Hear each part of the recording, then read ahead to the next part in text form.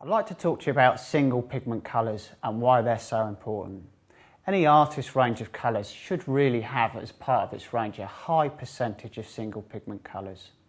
The reason why these are important is because in a single pigment colour you're relying on one pigment to provide your colour or your hue. A good way to show how this is important is to imagine a single pigment colour versus a mixed pigment colour. So a single pigment colour is formulated using one pigment, one singular pigment in a binder, whereas a mixed pigment colour is formulated using more than one pigment, so 2, 3, 4, up to 5 pigments in that binder to achieve one colour. This is not necessarily a good thing, as colour mixing is a subtractive process. That is to say, every time you mix one pigment with another pigment, this pigment's properties will be slightly masked by this pigment's properties, and this pigment's properties will slightly mask this pigment's properties.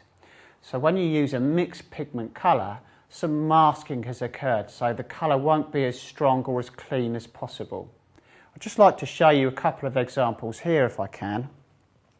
Here are two cerulean blues in oil colour. So this is a cerulean blue made from a number of pigments mixed together, and this is a cerulean blue made from one singular pigment.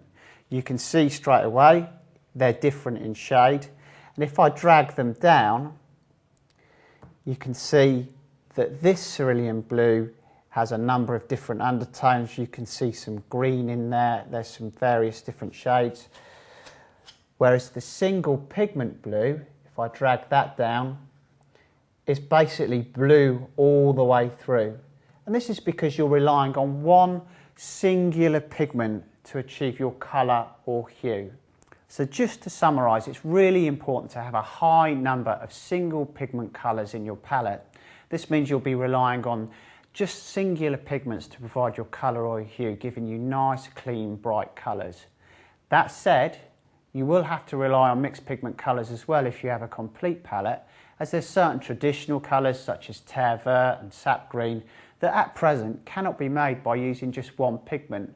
So certain colours within each range will be made from mixed pigment colours.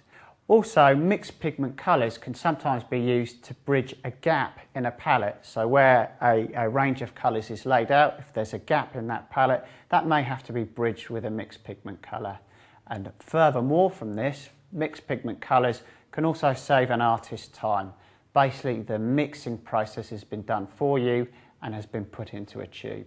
So once again, just to reiterate that, single pigment colours are very important for really clean, strong, bright colours.